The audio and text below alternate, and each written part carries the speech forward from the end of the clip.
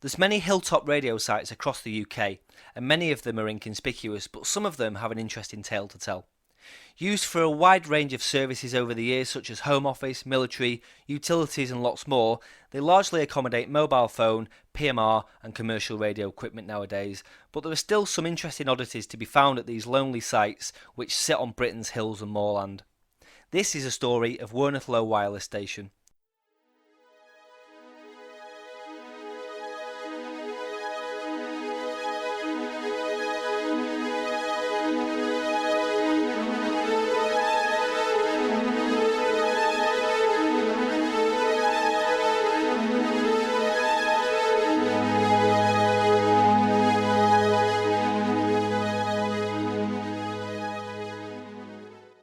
It sits on a ridge known as Idle Hill in Werneth Low Country Park in Hyde, Cheshire, at an altitude of around 279 metres above sea level.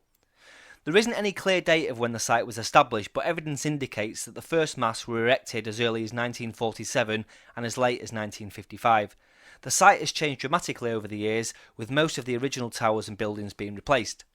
The wireless station refers to a set of two home office towers to the east of the golf course. However, there's always been a separate site in the car park of the golf club itself. Werneth Low Wireless Station was originally known as Idle Hill by the Home Office when they established a site up there. The site was originally a Pi Telecom communal site and housed PMR base stations with landlines to the customer's premises.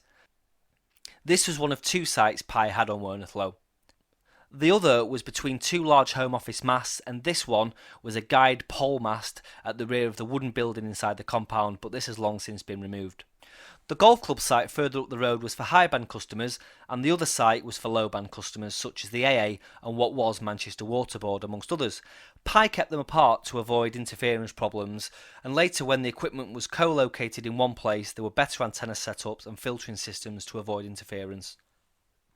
The golf club site was redeveloped in the early 1980s and a new tower was erected which carried the microwave dishes for Mercury Communications, who had just established a national network in competition with BT. This microwave backbone ran down the country and Werneth Low had a link to Mercury Manchester with another 13 GHz dish on Sunley Tower. Werneth Low was just one hop in the chain. The landlines to the site were private lines provided by the GPO and later BT.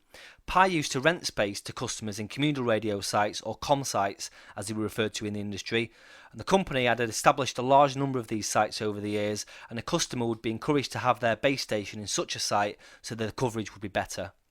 These were usually commercial companies who needed a large coverage area such as RAC, the AA, utilities such as gas and water, and transport. They would have a control unit in their office, and the private landline allowed them to control the base station on the remote site. In the early days, the control unit sent 50 volts on transmit over a pair of wires that simply pulled in the transmit relay on the base station, along with the DC was the input audio. Then in receive, the audio from the base station receiver was sent back to the controller. These were referred to as DC lines. Later, BT would not provide DC lines as exchange technology had changed. They started to use AC lines, and the base station control was via a 2970 Hz tone, just above the maximum audio frequency. Other functions such as talk-through were controlled by FSK signalling. During the 1970s, a severe storm brought down the guide mast at the Home Office site. There are photos of the damage known to exist, but these aren't public at this time. The old low-band Pi site was eventually removed and the equipment was transferred to the new building at the golf club. Mercury funded Pi's new site in order to get their microwave equipment established. Pi Telecom eventually became Philips Telecom in 1986 and later became Simoco when Philips sold off the PMR business. This site eventually ended up with NTL, which then became Arqiva, and that's who owns the site today.